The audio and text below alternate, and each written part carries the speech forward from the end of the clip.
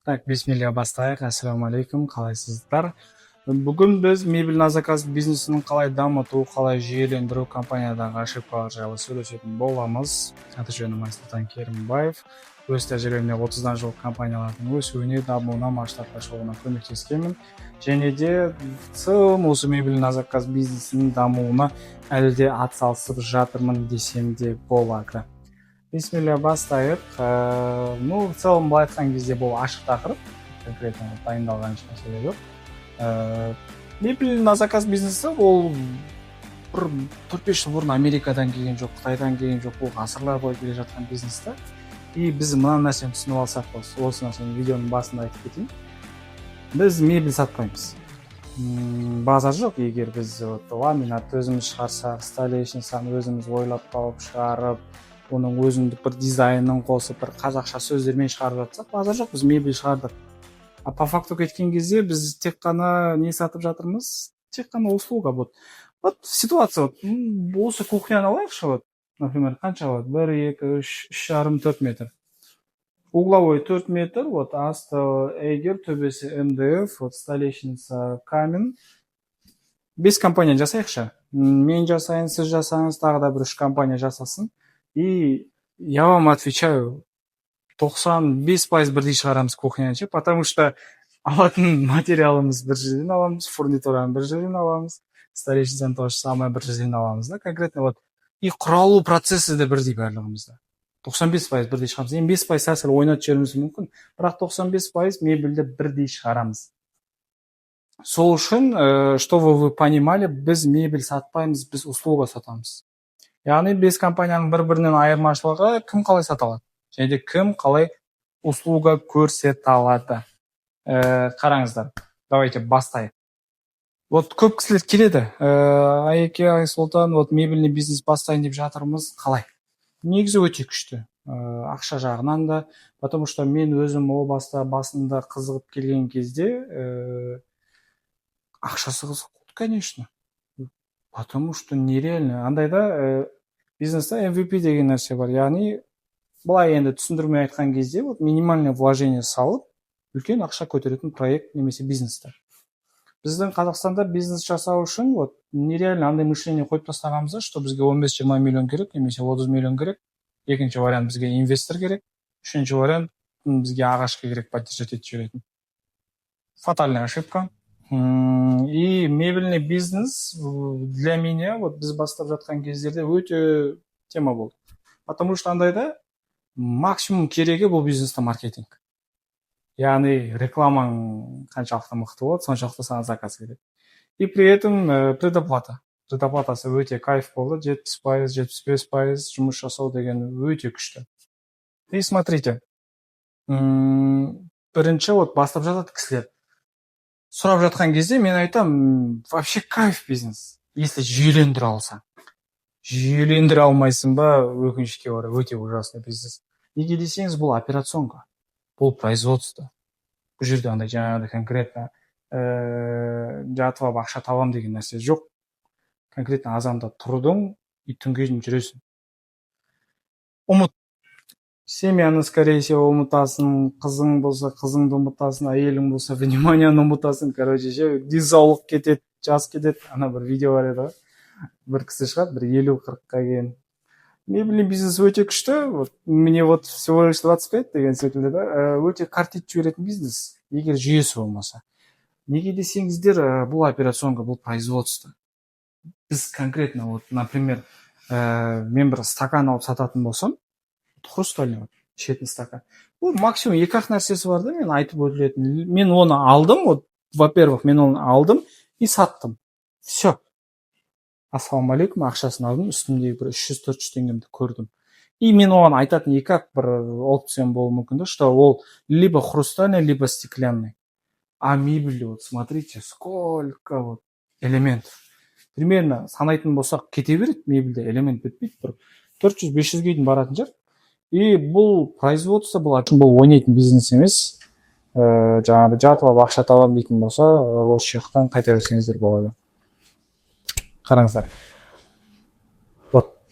Жаңағы сұрайды ғой енді жаңағы мебельный бизнес қалай айтамын өте күшті егер жүйелендіре алсаң жүйелендіре алмайсың ба өкінішке орай сені минусқа кіргізіп немесе қораға бірақ шығарып жіберетін бизнес ше потому что лично біздің опытта мебельный бизнесті 1000 рет жауып қайтып шығамыз потому что андайда выгорание өте көп бұл бизнеста бизнес деген нәрсе андайда если вот психологиясына кететін болса адамның өзіне байланысты мен қаншама бизнестерді көрдім лично вот мебель ма вот мебельмен сөйлесейікші мебельный бизнестерді көрдім да бизнес өте күшті штаттары күшті жұмыс жасап жатыр маркетинг атып жатыр дизайнерлер тема бірақ руководительдің өзі онша емес болып тұр онша емес деген нәрсе энергиясы жоқ сенімі жоқ мотивациясы жоқ фокусы шашырап кеткен вообще дисциплинасы жоқ өмірге деген и соответственно оның бизнесі де құрып жатыр да и сол секілді мебельный бизнесті полный жүйелендіру үшін бірінші өзің мықты болу керексің как ментально ал если оның барлығы четкий болып тұр мына жақта өзің чет болып тұратын болсаң өкінішке орай то же самое бизнесің жүрмейді енді смотрите мебельный бизнесті ең алдымен өйтіп бастайық жүйелендіру қалай жүйелендіреміз немесе қалай жүйедегі ошибка маркетинг бірінші очередь маркетинг бізге максимум не керек маркетингтен мысалға қазір білесіздер что мебельный бизнесте мошенниктер өте көбейіп кетті неге десеңіздер ол кісілерді де бір жағынан түсінгім келеді бір жағынан да түсінгім келмейді мошенник болмайды деп ойлаймын енді біреулер намеренно жасайды жаңағыдай ойластырады жалған договорлар қояды енді олар мошенниктер а вот еркекше мебельщиктер бар кәдімгідей вот по факту двигаться етіп жүргенше и олардың ошибкасы жаңағы жүйелендірмеуде неге десеңіздер смотрите мен мебельщикпін ярый мебельщикпін четкий мебельщикпін мен заказ аламын четкий заказ алдым 70%-ын алдым менде не жоқ менде есеп жоқ біріншіден мен оны аламын да бах короче әйеліме там 100 000 жіберіп короче барып 4 күнге қайтып барып келіп болмаса киім сатып алып барып торговый центрға барып неге аламын бензин құйдым машинам бір жер кетіп тұрады соны жөндетіп алдым короче вот например да пример говорю вот еркекше бар ғой жаңағыдай ой үлгеремін дейсің жетіп қалады дейсің бірақ по факту жетпей қалады потому что қалтада тұрған ақша сразу кетіп қалады ол ясный нәрсе ғой мен айтпасам да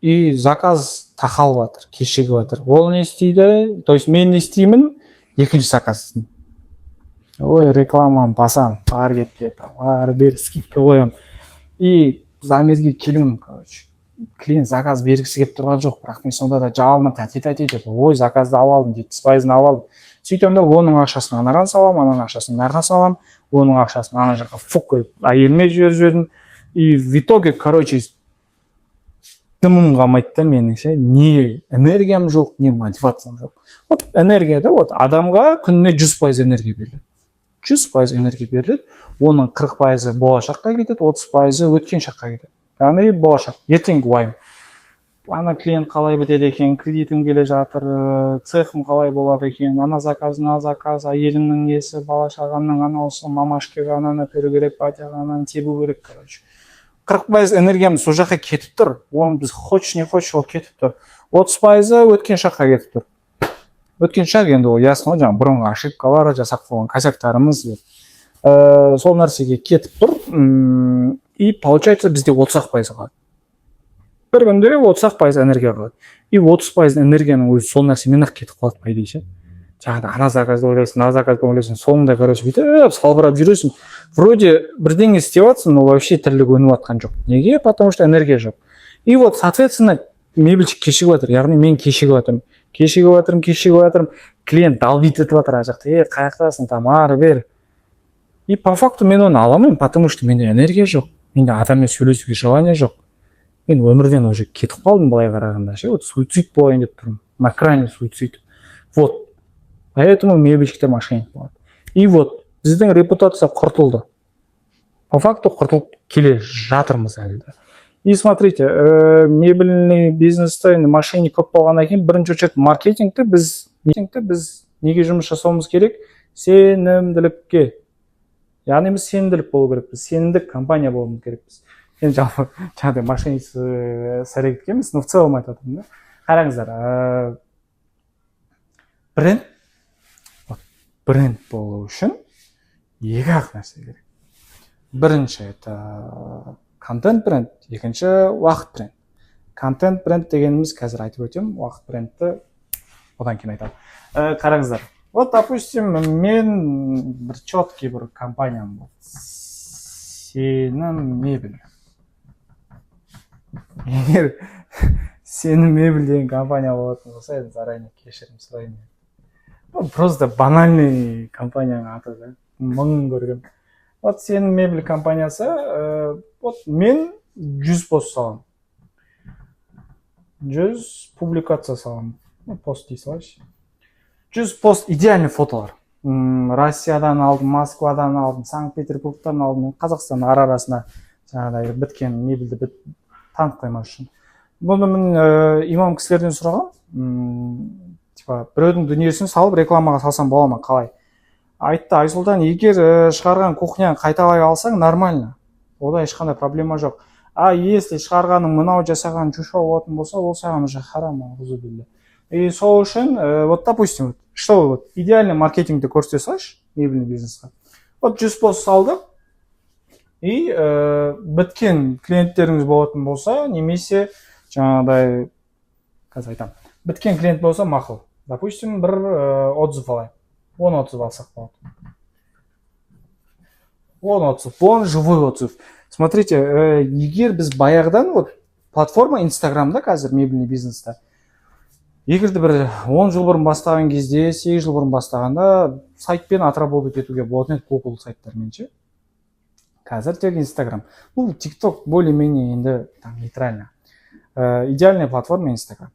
Даже үлкен апалардың өздері де қандай компания екенін көру үшін, в первую очередь Инстаграмды көреді.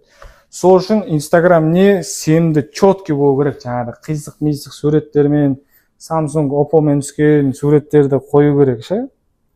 Идеальный болу керек. Даже компанияның атына да мән береміз деп болады. Банальный жаңағыдай сенім мебель, дара мебель, мебель сити, вот этот выбирайте. Четкий бір компанияның атын қойық, әдемі естілетін. Қарайық, 100 пост салдық, 10 отзыв. Отзыв деген не? Яғни клиенттің ризашылығы. Чиви деген секілді айттым ғой. Так, мысалға, вот мен Майра тәтем. Вот тұрамда, вот, допустим, Алматы қаласының тұрғындары, вот менің есімім Майра, вот мен осы Айсұлтанға сенім мебельге тапсырыс бердім. Тапсырысым өте керемет, вот материалдары да күшті. Охо, төбеден провод түсіп кетті. Материалдары да күшті, вот балдарға өте керемет. Уақытылы әкеп берді, там дерзкий, короче, там ар-бер. И все. Осындайдан 10 отзыв түсірейік. Бір Майра тәтеден 2-3 видео жасауға болады. Мысалға, андай нәрсе жасасам болады, ше? Бірінші өшір креативный видео сесем болады. 10 отзывта, вот, допустим, креативный, тағы да 10 шығарсам болады. Ол не? Шығам. Компанияның лицосы болу керек, вот лицосы мен сенімділікті тудырады. Яғни өзің замерде жүрсең, өзің управляющий болып жүрсең, тоже клиенттерге сенімділік ойнатады. Қараңыздар, бұл айтсам болады.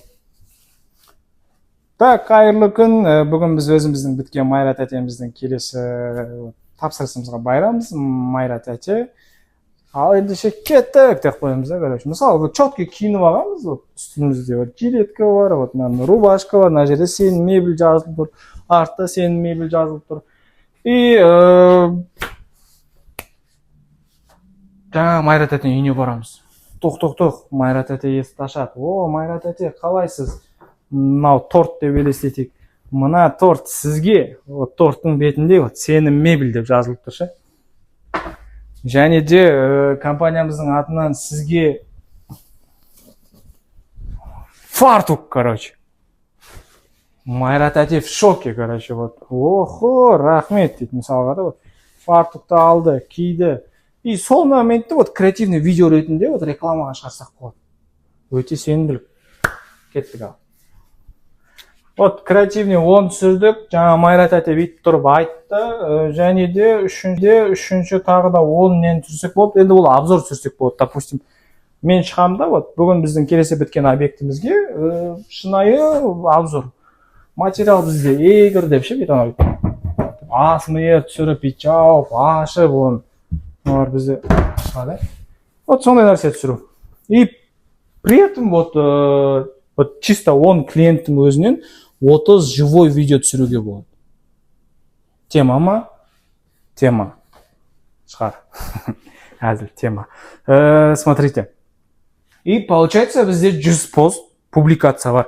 Публикациялар деген ол андай ғой, короче, дайын біткен кухнялардың фотолары, немесе шкафтың, немесе спальныйдың, оны жаңа не істейміз, басқа елдегі, Россия бар, басқасы бар, сол жақтан аламыз. Сөйтеміз де, вот бірінші логотип жасалайық, айтпақшы. Сенің мебельдің вот четкий логосын жасалайық. С дегенше, вот сол логотиптің жаңада несін аламыз да, рендер суретін аламыз да, 100 постқа салып шығамыз, ерінбей. Барлығын фотолап салып шығайық беттеріне, тақ қойып, копирайтерді өлтірек. Мысалы, баяғыда копирайтер деген не бар еді, менеджерлер бар еді, сотрудниктер бар еді. Олардың жұмысы текст жазып отырады, публикацияға текст жазып отырады. Қазір чат GPT бар ғой, брат. Жаз чат GPT-ге, осындай компаниям бар еді, маған 30 текст жазып берсесің, ол саған 100-ін жазып бере салады 1 секундтың ішінде. Вот сондайды алайық, четкий суреттердің бетіне логотиптарды қойып шығайық, отзывтарын бетіне қойып шығайық, жаңағыдай вот брендке көп жұмыс жасайықшы. Вот допустим, отзыв алып жатырмыз, креативный видео көрсетіп жатыр, жаңағыдай фартуктың бетінде сенің мебель деп жазылып тұр, мына жерде жазылып тұр, шекеңе жазып қой, артық болмай жатса ше. И вот допустим, вот и в принципе маркетингтің өзі осы жерге келіп қалды. И дальше креативный видео түсірсек болады. Креатив не үшін керек? Мысалға, как үлкен компаниялардың бәрін айтсам болады, бәрі креативный видео түсіреді. Мысалға, лично Coca-Cola'ға реклама керек жоқ. По факту кетсек ше, оны мысалға бізден баяғы ғасырдан бері келе жатқан бренд та, оны біздің бала-шағамыз да біледі, даже вот өлең шығарып жатыр ол Coca-Cola, Pepsi мысалға да. И солардың өздері креативный рекламаға ақша құртады. Ол дегеніміз не? Вот, допустим, вот қазір бір видео көрсетейін, осы жерден тоқтатып. Осы видеоны көріп алсаңыздар. Не болды? Айдың күні аманда, жайшылық па сенікі? Мен ана кухнядағы ескі мебельден шаршадым, жаңасын алып бер. Мен қақын табамын оны. Мықты мебельшік табу керекпіз. Мықты мебельшік қазір қақын табасың? Сіздермен байланысты Айс Мебель компаниясы. Сіз жаңа жиһаз жасатқыңыз келе ме, немесе ескі жиһазыңыздан шаршадыңыз ба? Онда біз сізге көмек береміз. Өз өміріңді өзгерткің келсе, жиһаздан баста. Алло, Айс Мебель Трейд па? Иә, Айс Мебель Трейд менен қандай көмек? Және де біздің компанияның атынан сіздерге 30% жеңілдік, көктем мезгіліне орай және де келесі тапсырысқа 150 000 теңге көлемінде сертификат беріледі. Мына жақсы ғой, зор ғой. Рахмет. Ал ендеше келсін. И смотрите, осы видеоның өзі, мысалы біз 2020-да түсірдім я. Яғни 5-6 жыл бұрын. Қараңыз, креатив не? Вот, допустим, разбор жасап көрейікші осы видеоға. Ең басында, вот жаңағы көйіншікті танып тұрсыздар, олардың ана қыз тоже актриса, екеуі ұрысады. Бақ ұрысты. Смотрите, бірінші вот 3-4 секунд, это оффер называется в рекламе. Это называется вот внимание зрителей. Көрген зрительдердің барлығы біздің клиентім емес, бірақ назар аударып қалу, ол біздің продажамызға вероятность бар ма? Бар. Не айтайын деп жатырмын. Кеттік ал. Ұрысты, қырылысты, бәріне қызық, мә саған дальше не болады екен. И ана жерде әйел тұрады да айтады, мен ана кухнядағы мебельден шаршадым. Все, хватит с меня. Баяғыда күйем деген едің, кухня әперем дедің, ол да жоқ. Әйелдердің актуальный темасы ғой. Енді әйел ғой енді. Ол әйел, ешқандай әңгімем жоқ ше, тіл тигізбеймін де. Бүкіл Қазақстанның әйелдерінің актуальный темасы, проблемасы не? Кухня. Біз еркектер көп жерде түсінбейміз осы нәрсе. Негізі әйелдер қатты жақсы көреді кухняны. Қараңыздар. Больмен да? Боль. Анау бір Инстаграм шықылап отсын. Там бір ауыр бір реклама шығып қалды. Қайғы мұңмен жүрсің бе? Энергиясы жүрсің бе? Типа өмірің там астан кестен болып жатыр ма бауырым, сен менің жаңағыдай балуан шолақта өтетін 4 күндік жаңағыдай не знаю бір ретритіма кел, подробнее баста, тіркеліп үлгер десе кеп қаласың ғой мысалы сол нәрсеге ше, и больмен кеп қалды да. Хотя вот күшті состояние, любой нәрсені күліп алдың, любой нәрсемен күліп шығарып салдың, ана рекламаны көрдің, бақ өткізіп жібересің ана жерде негізі ше. Бірақ больмен түскен реклама ол кетіп қалады дальше эмоциямен. И вот кухня бүкіл әйелдердің болы. Жырып өттік па, и дальше ұлан тұрады. Мә саған жақсы мебелші қақында аламыз? Актуальный тема ма? Актуальный тема. Осыдан вот біз түсіріп жатқан кезде бұл рекламадан қарасаңыздар, мен түрімді кішкентай ана жерде ше.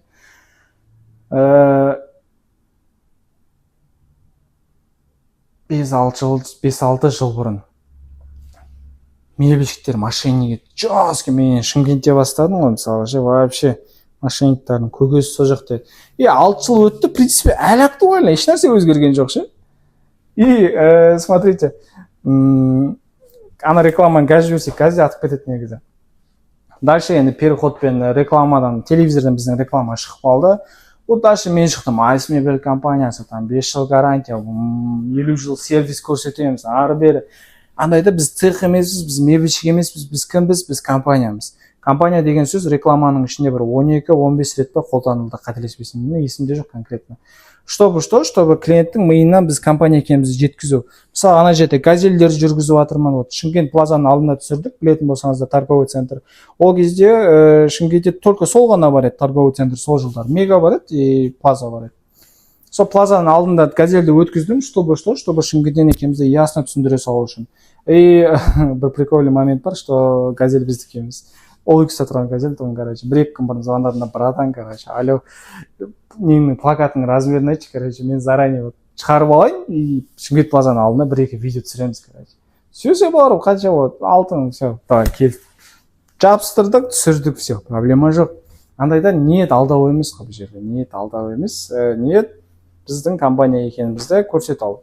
Ну, по факту, мен ол кезде жасым 16-да ма, сондай ше, 17-те ма, қатты компания дейтін не ғой, ештеңе жоқ. Бірақ зато дух бар. Так, дальше переход енді жаңағыдай квартирадағы заттарды алып шықтық, ары бері. Ұланның үйінде пайда болдық. Айс мебель компаниясы менен қандай көмек. Как будто мистер Муско ұқсап кірдім ғой ана жерге мен. И дальше вот 5 секундтың ішінде ма, 6 секундтың ішінде ма мен 3D сызып атқанымда және де қалай бүкіл жаңағыдай образецтердің барлығын көрсетіп атқанымды көрсеткем видеода. Ол жылдары бізде Шымкентте овощной база деген тема бар. Сондай, короче, район ғой. Соның ішінде бүкіл мебель әлігеден сөйтеді ағайындар ше. Клиенттер сүйреп апарып жүреді. Мына жерде ламинат, мына жерде столешница, мына жерде жаңағыдай МДФ. Сол нәрсені болдыртпас үшін мен жаңағы дүниені рекламада көрсеттім, және де 30% жеңілдік көктем мезгіліне орай. Көктем мезгіліне орай 30% жеңілдік дедім. Андайда жеңілдік деген нәрсе клиентке өте қатты ұнайды. Даже біздің өзімізге бір жерде жеңілдік беріп қалсаңыз, ой, рахаттанып қаласың, бәрінде кайфовый деді. Андайда мысалға как үлкен техника сататын магазиндер, енді атын айтамай қойын. Знаменитый, 2-3 магазиніміз бар ғой өзіміз Қазақстанда. Мысалға солар жарты жыл сайын черный пятница береді. Яғни холодильник. Немесе стройный печқа 30% жеңілдік. Бақ бере салады. Сол жерде рассрочкаң бар ма, кредитің бар ма, таласып тұрып аласың ше. Неге олар оншалықты скидка берді? Хотя шындығында олар 6 ай бұрын дайындалады ол нәрсеге. Олардың басы бізден қатты істейді ғой. 6 ай бұрын олар жаңағыдай бағаны көтереді. Бірден көтерсең поливна болып қалады ғой.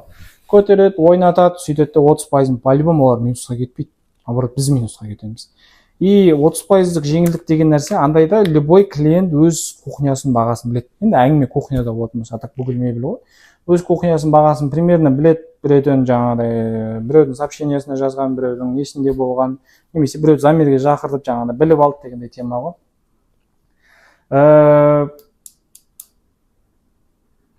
Примерно вот миллион шығып тұр на кухня. Бұл ойлайды, так, мына сенің мебельге тапсырыс берсем